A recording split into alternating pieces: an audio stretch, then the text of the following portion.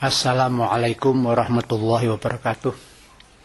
Para pemirsa, mari kita melanjutkan mengaji, memahami isi Al-Quran. Untuk itu, saya mohon para pemirsa menyediakan Qurannya masing-masing, entah di mana saja.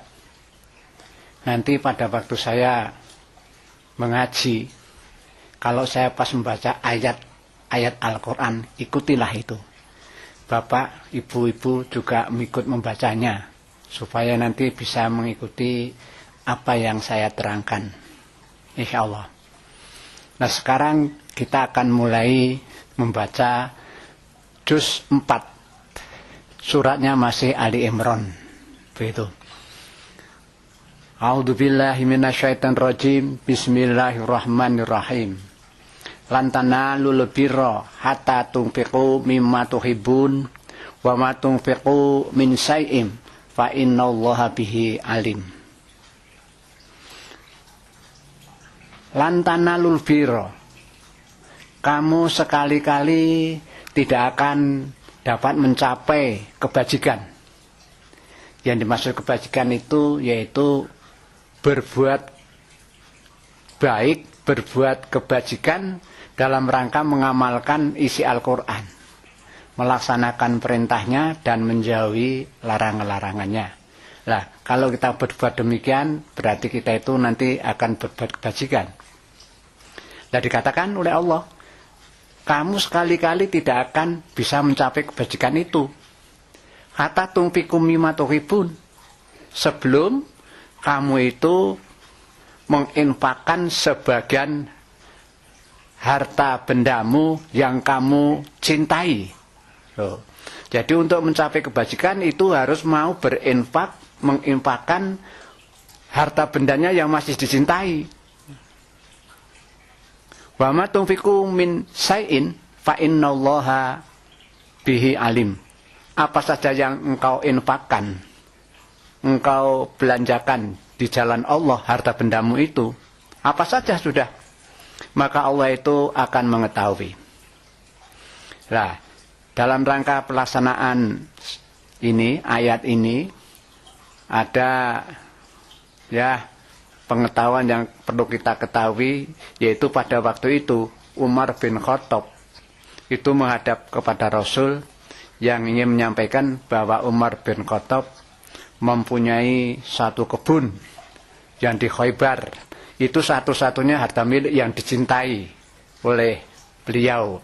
Maka beliau menghadap Rasul yang intinya mohon saran, mohon pendapat bagaimana, apakah kebun yang saku cintai itu perlu kamu infakkan. Nah, mestinya begitu. Lalu jawab Rasul, isinya, kamu tidak perlu menyerahkan kebunmu itu. Urusi saja oleh kamu sendiri. Pegang teguh, urusi. Hanya saja nanti hasilnya kamu infakkan. Nah, begitu isinya daripada saran Rasul itu. Nah, ini menjadi landasan, ini landasan hukum kita itu disuruh ya mewakafkan sesuatu. Di mana wakaf itu kan kalau dimanfaatkan oleh orang banyak akan memberikan pahala orang yang wakaf itu walaupun orang itu sampai mati, kan begitu. Itulah yang berkaitan dengan infak yang harus diberikan, itu yang harus ya masih dicintai itu. Qulu to'ami kana khilal li Bani Israil ila ma harama Israilu ala nafsihi min qabli antunazalat Taurah. Semua makanan, qulu to'ami, semua makanan karena khilal li Bani Israil itu halal bagi Bani Israil. Illa ma harama Israilu ala nafsih, kecuali apa-apa yang diharamkan sendiri oleh Bani Israel untuk dirinya mereka.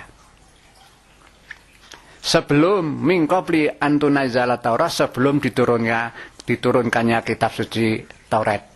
Jadi dulu sebelum turun Taurat Itu kan berarti belum ada Nabi Musa itu.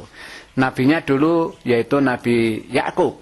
Lah yang dimaksud Israel itu ya Nabi Yakub itu. Nah, itu. Lah, untuk menjelaskan ini perlu diberi keterangan bahwa pada waktu itu ada sekelompok orang Yahudi menghadap pada Rasul yang intinya ingin menyampaikan pertanyaan-pertanyaan yang katanya pertanyaan itu sudah ditanyakan kepada siapapun tidak ada yang bisa jawab, dan katanya yang bisa menjawab hanya orang yang setingkat Rasul. Makanya mereka menghadap Rasul lalu mengajukan pertanyaan-pertanyaan.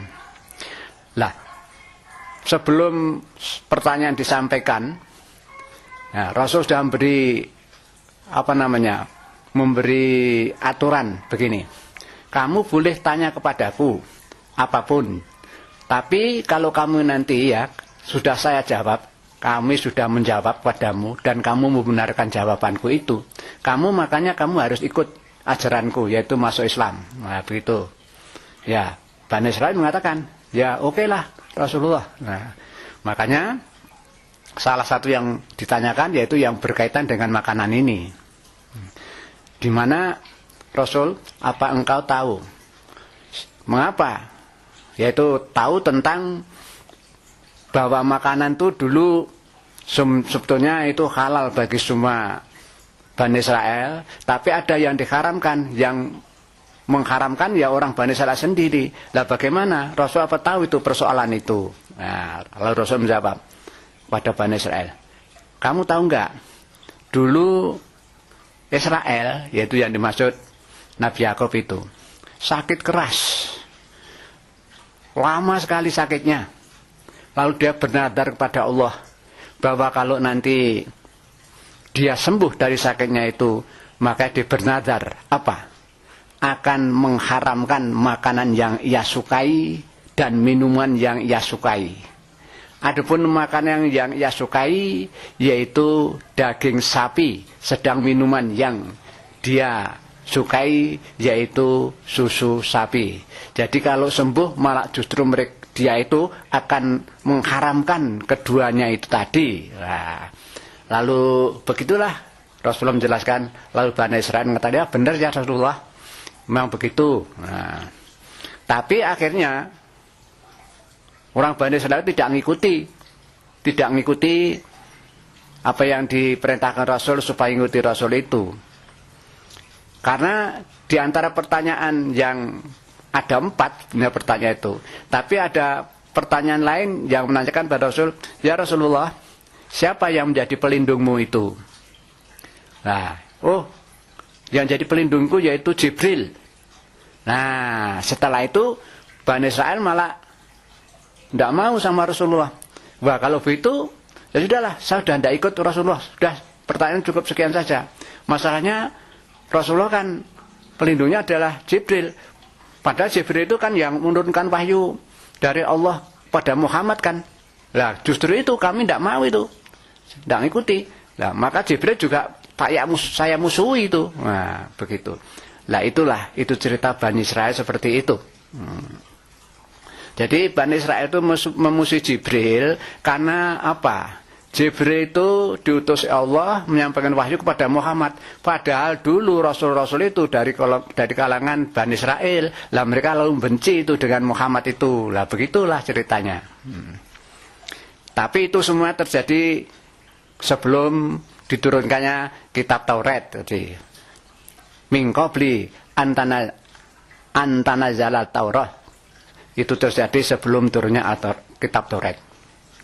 Nah, berkaitan dengan ayat di atas tadi, lalu Allah berfirman kepada Nabi Muhammad, Kul fa'tu bitaurati fatluha in kuntum shadiqin. Maka berfirmanlah Allah kepada Nabi Muhammad, fa'tu. Muhammad supaya mengatakan pada Bani Israil itu, apa yang harus dikatakan? Fa'tu bitaurati. Bawalah Taurat itu, bawalah kemari. Fatluha, dan bacalah isinya Taurat itu. In kuntum shadiqin, kalau kamu itu benar, yang benar kamu bahwa yang mengharamkan makanan tadi daging sapi dan susu sapi itu Bani Israel. Lalu setelah dibaca ternyata bahwa di dalam Taurat itu disebutkan bahwa memang daging daging sapi dan susu sapi itu diharamkan memang bagi Bani Israel. Jadi masalah pengharaman itu mestinya itu hanya hak Allah. Mana yang halal, mana yang haram itu yang menyatakan Allah, mestinya begitu. Tapi mengapa Israel atau Nabi Yakub tadi kok menyatakan yang mengharamkan mereka sendiri, lalu diikuti umatnya sampai sekarang itu? Lah itu nggak benar itu. Nah, maka Allah tadi berfirman seperti itu. Kalau kamu yang benar, coba buka Tauratmu, baca itu.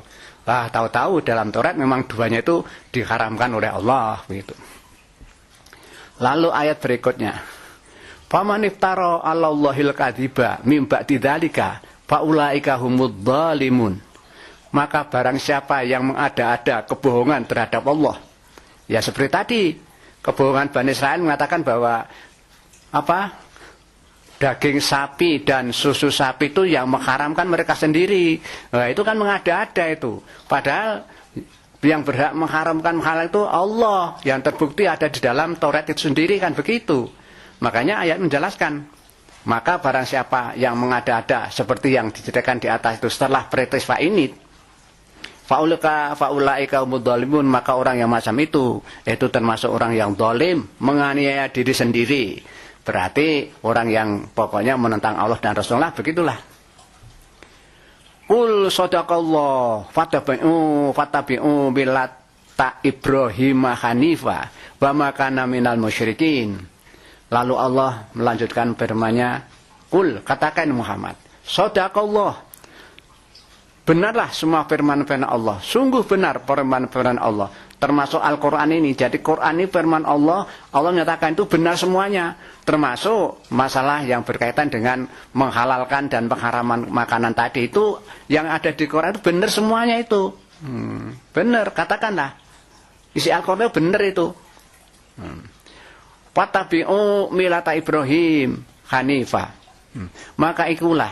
Jadi Muhammad mengatakan kepada orang Yahudi, ikutilah fattabi'u millata Ibrahim, ikutilah agama Ibrahim itu, yaitu agama yang hanifah, agama yang lurus. Maksudnya lurus itu hanya menyembah Allah yang satu, beribadah hanya untuk Allah, sudah tidak dikaitkan dengan hal yang lain, sehingga tidak boleh Allah itu disekutukan dengan sesuatu yang lain.